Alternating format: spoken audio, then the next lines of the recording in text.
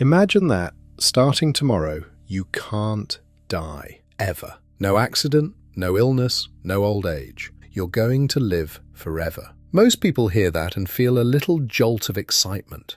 Finally, all the time in the world. Now actually think it through.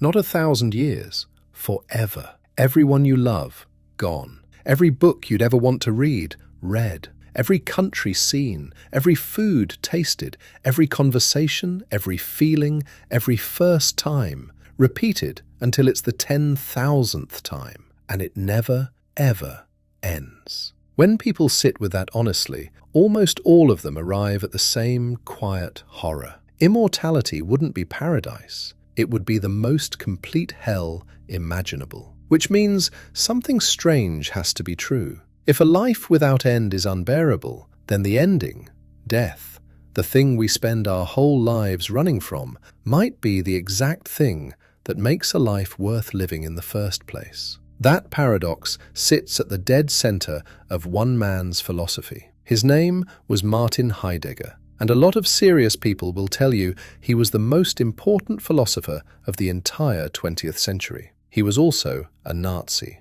Not a reluctant one, a member of the party who turned on his own Jewish mentor, sat on the committee that banned that mentor from the university library, and went to his grave decades later, having never once apologized. So we've got a problem, don't we? One of the deepest thinkers about how to live an honest life, and a man who lived a deeply dishonest one. And that tension is exactly why he's worth your next 20 minutes. Today we're doing three things: his life and the stain on it that we're not going to pretend away; his philosophy, which is genuinely hard and which I'm going to make actually click for you; and then the question I can never resist: if Heidegger were alive right now, what would he make of Instagram? And I'll be honest, his answer is the strangest one I've hit yet, because Instagram might not just be something he'd hate. It might be the single best proof that everything he said was right. Let's get into it.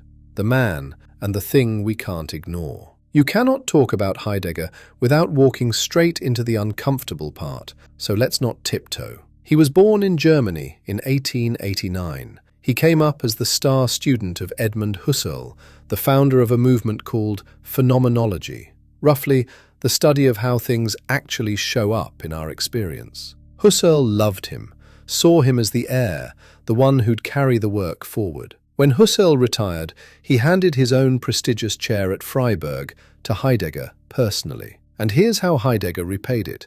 Husserl was Jewish. Heidegger joined the Nazi Party. And when the regime started stripping Jewish academics of their rights, Heidegger didn't quietly look away. He was part of the machinery. His old teacher, the man who'd handed him his career, was barred from using the university library, and Heidegger was on the side that barred him. For decades, defenders said maybe it was opportunism, careerism, a man bending in a dark time. Then his private notebooks, the ones now called the Black Notebooks, were published, and they made the excuses much harder to hold. The anti-Semitism wasn't just political cowardice, it reached into his thinking itself. So why on earth am I still asking you to spend time with him? Because here's the position I've landed on, and you can disagree. Philosophy isn't a religion, and we are not a congregation. We don't have to love the man to learn from the work. The history of thought is full of people who were wrong, cruel, or worse in their lives. Some defended slavery, some called women lesser beings, and we still read them, carefully, with our eyes open. The alternative is to only ever learn from people who happen to be good, and there aren't nearly enough of those to build a philosophy on. There's a whole separate debate here, whether you can cleanly separate the art from the artist, the idea from the person who thought it. I'm not going to settle it in this video, but I am going to hold both things at once. The philosophy is extraordinary, and the man does not get a pass. Keep both in your head. Now let's get to the ideas, because this is where it gets genuinely beautiful. The question everyone forgot to ask. Heidegger's whole project starts with an accusation. He looked at the entire history of Western philosophy, 25 centuries of it, and said, "You forgot the most important question. You forgot it so completely, you don't even remember forgetting it." The question is embarrassingly simple. What does it mean for anything to be? Watch what happens when you try to answer. Ask, what is a flower? And you can talk about petals, biology, photosynthesis. Ask, what is death? And you'll pull up something chemical, something biological. We're very good at that. Point at a thing, break it into parts, describe it. Heidegger had a word for this kind of knowing. He called it ontic. It's what the sciences do. They describe what things are, through categories, from the outside. And he's not sneering at science. That description is useful. But he insisted it isn't philosophy. Real philosophy, he said, is ontological, and the difference is everything. When you do the ontology of a thing, you stop asking only, what is it? And start asking, what does it mean that it is at all? Not the parts, the being. Think about how weird it is that anything exists rather than nothing, that you exist, a thing that can sit here and wonder about existing. We walk around inside the single strangest fact in the universe, the fact of being, and we've numbed ourselves to it completely because we're so busy describing the furniture. To find someone who hadn't gone numb, Heidegger looked backward, all the way to the philosophers of ancient Greece before Socrates, because those early thinkers, he believed, still saw being, as the sheer showing up of things, instead of getting lost in a world of appearances hiding some real reality behind them. Somewhere after them, philosophy took a wrong turn. And to understand that wrong turn, you have to see a habit of thinking so deep that we don't notice we're trapped inside it. The trap, and the word that broke it. Here's the habit. Almost every philosopher since Plato split the world down the middle. On one side, the subject, you, the mind, the thinking thing. On the other side, everything else, objects, world, matter, other people. Self versus not self, inside versus outside. Descartes made it razor sharp. Mind here, physical stuff there, two separate substances. And with modern science, this hardened into something even colder. The picture of the human being as basically a machine, a mind bolted inside a body, peering out through the eyes at a world it's fundamentally separated from. Consciousness in here, reality out there, and an unbridgeable gap in between. Heidegger thought this was a disaster, not just wrong, actively poisonous.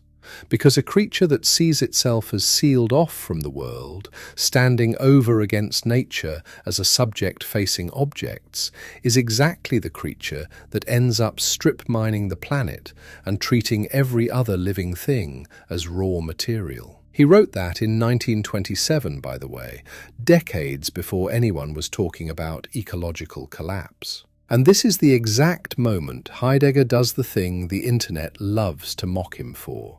He starts inventing words. If you've ever seen someone dunking on Heidegger online, it's usually this: the impenetrable jargon, the word salad, chapter titles that read like a machine had a stroke. And I want to actually defend it, because I think the mockery is lazy. Here's the problem he was facing. Every word we have is already loaded. Say, consciousness, subject, human, mind.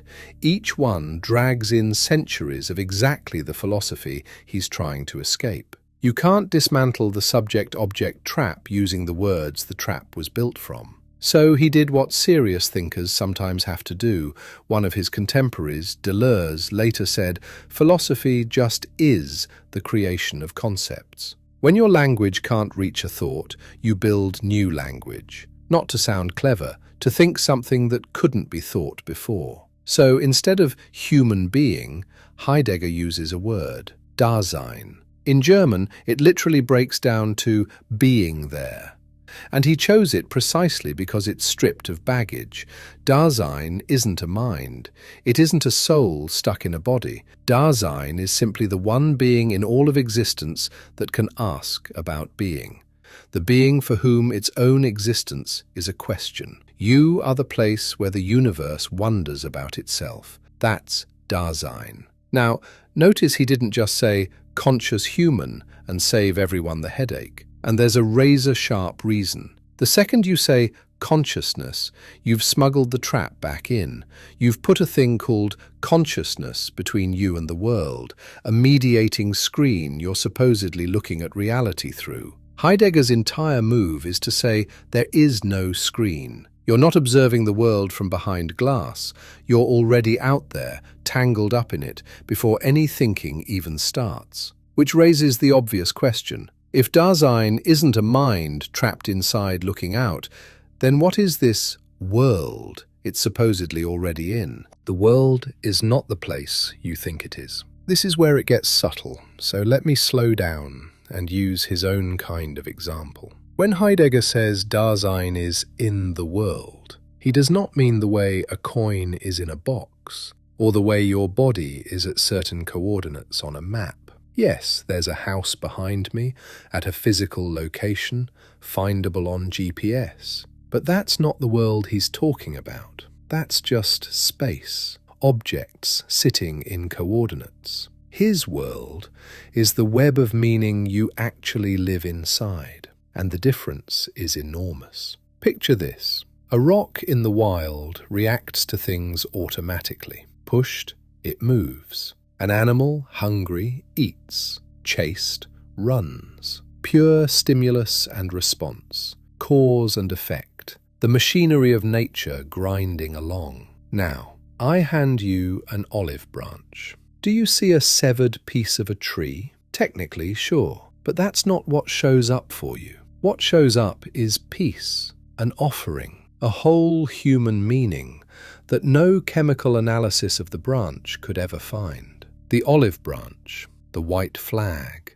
the wedding ring, these aren't objects with properties. They're meanings inside a lived world. Heidegger's own favourite version was a temple. Stand in front of an ancient marble temple. You don't see a pile of cut stone stacked efficiently. You see the sacred, an entire story about gods and mortals made visible. So what makes a temple a temple? Not the marble, that's just material. Not the shape, that's just form. What makes it a temple is that it lights up with meaning inside your existential world. The stone stops being stone and becomes something else entirely because of how you're already related to it. And this isn't mystical hand-waving. It turns out to be almost science. Early in the 20th century, a biologist named Jakob von Uexküll noticed that every animal builds its own world out of what matters to it.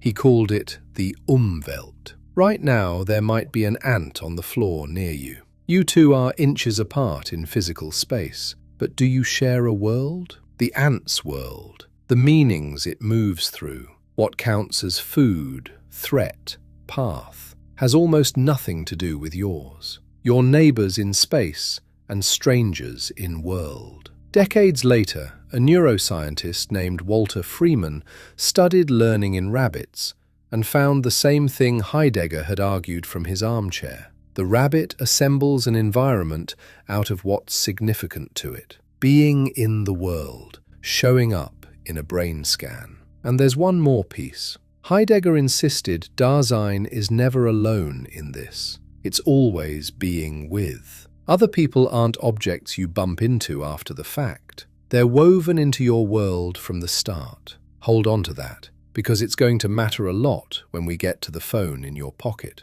Which brings us to the two things that actually make Dasein what it is. Not consciousness, something much stranger and much more personal. Time and death. Living toward death. The book is called Being and Time, and that second word is the key that unlocks everything. But Heidegger doesn't mean clock time, hours, dates, the thing on your wrist. He means something he called temporality, and it's braided into the very heart of what you are. Because here is the fact that sits underneath your entire existence, the one you spend enormous energy not looking at. You are going to die. Your time runs out. And on some level, you know it. Heidegger thought that awareness, the quiet, constant background hum of your own finitude, is the single most important thing about you. He called the mood of it angst, anxiety, though not the everyday kind. It's the deep unease of a creature that knows it's temporary. And most of the time, we flee from it. Heidegger had a chilling phrase for how we live when we're fleeing. He called it das Man, roughly the they, the anonymous everyone. When you live as das Man, you live on autopilot. You wake up, you do the things one does, the way one does them, moving through your day like a gear in a machine that someone else designed. You want what people want. You think what people think. You never actually ask whose life you're living. Heidegger called this everyday, fallen, inauthentic existence. And he wasn't insulting the people stuck in it. He was describing a gravity we all fall into. The alternative he called authentic existence, from a German word meaning something like owned, your own. And you don't get there by achieving more or buying more. You get there by turning and facing the one thing das Man exists to help you avoid, that you are finite, that your death is yours and no one can die it for you. When you actually let that land, everything reorganizes. The noise falls away. You start living your life instead of the generic one. And this is why, remember, immortality would be hell. There's a show, The Good Place, whose final season is almost pure Heidegger. The characters finally reach the perfect afterlife, everything they could ever want, forever, and they slowly rot inside. They become numb, hollow, despairing, because when time never runs out, nothing means anything. No choice matters if you have infinite choices left. No moment is precious if there are infinite moments coming. The writer's solution was perfectly Heideggerian. They add a door, a way to finally end. And only once ending becomes possible again does existence become bearable, become meaningful again. That's the whole thing. Death isn't the enemy of meaning. Death is the source of it. The poet Hölderlin, whom Heidegger revered, gestured at the same dark truth, that life and death aren't opposites so much as folded into each other, each giving the other its weight. Your clock running out is not a flaw in the design. It's the reason anything you do can matter at all. And now, finally, the question I've been building toward this whole time. What happens when you take the philosopher of death, presence, and the authentic life, and drop him into the most powerful machine for distraction, forgetting, and inauthenticity that our species has ever built? Most of these "what would the philosopher think of social media" questions are fun, but a little cheap. With Heidegger, it's different, and I want to show you why, because it goes somewhere genuinely unsettling. Here's the twist. Heidegger wouldn't need to critique Instagram from the outside, because he already described it. In 1927, decades before the internet, before the smartphone, before the feed, he wrote the instruction manual for exactly what that app does to you. Instagram didn't invent anything new. It found the oldest weakness in the human being and built a business on it. Start with das Man, the they, the anonymous everyone whose life you accidentally end up living. Now open Instagram and tell me what the feed is. It's das Man, rendered as software. It is, quite literally, everyone. You scroll through what everyone posts. You learn to want what everyone has. You shape your face and your day and your apartment around what performs for a crowd of people you'll never meet. Heidegger described the anonymous crowd dissolving your individuality. And then, 70 years later, someone turned it into an app with 1 billion users and a scroll that never ends. Go deeper. Heidegger described something he called idle talk, Gerede, communication that spreads not because it's true or understood, but simply because it's repeatable. Words passed hand to hand, hollowed out, gaining reach as they lose meaning. Look at that description again and tell me it isn't the entire comment section, the viral take, the misinformation that travels because it's shareable, not because it's real. The take economy runs on Gerede, and Heidegger named the mechanism before electricity was in every home. But the deepest cut is this. Heidegger said the authentic life requires facing your own death, sitting sometimes in the silence where the awareness of your finitude actually lives. So ask yourself, what is the infinite scroll for? What is that machine actually engineered to do? It exists to make sure you never sit in that silence. Every notification is a tiny escape hatch from mortality. Every time you feel a flicker of that deep unease and reach for your phone to make it go away, you are doing precisely the thing Heidegger warned that we do. Fleeing Das Man's favorite flight, at scale, monetized, optimized by engineers to be as frictionless as possible. Instagram is a mortality avoidance machine, and you already know the feeling. You lose an hour, you look up, and you feel a little emptier and a little further from your own life. Heidegger had a word for that too, falling. So here's the punchline, and it's darker than he'd hate it. Instagram isn't the thing Heidegger would argue against. Instagram is the proof he was right. It's the case study for the book. The app is his philosophy, running as a live experiment on 2 billion people, confirming his diagnosis every single day. He didn't predict it. He described the wound it feeds on. And then there's the perfect, bitter irony on top. His own ideas, presence, being here, authenticity, facing your life honestly, have been strip-mined into wellness content. Be present, live authentically, be here now. Posted in soft fonts over sunsets by the exact machine designed to destroy presence. His deepest concepts flattened into captions sold back to you by the algorithm that makes living them impossible. But, and this is where I have to be fair, and where I think Heidegger actually got something wrong, it's not the whole story. Because remember being with. Heidegger mostly treated the crowd, the they, as a fall, a loss, a place where you disappear. But look closely at what actually happens on these platforms. Sometimes the crowd is where a lonely kid finds the first people who understand them. Sometimes the being with is real, a scattered community that helps someone become more themselves, not less. Heidegger had a blind spot here. He couldn't quite see that connection with others isn't only a flight from authenticity. Sometimes it's the ground you need to stand on to reach it. So Instagram does something his philosophy didn't fully allow for. It proves him right about the machine, and it quietly exposes the one place his vision was too bleak. So where does that leave us? Heidegger is the hardest case this channel keeps running into, and I mean that in every direction. The man was a Nazi who never repented, and I'm not going to launder that. But the work reaches something almost no one else reached. That you are the strange place where being becomes a question. That your world is a web of meaning and not a box of objects. And that the ticking clock you're so afraid of is the only reason your life can mean anything at all. And maybe that tension is the most honest note to end on. That a person can see something true and profound about how to live and fail catastrophically to live it. That the map and the journey are not the same thing. Heidegger drew one of the great maps. He also, by any measure, got lost. So take the map, watch the man, hold both.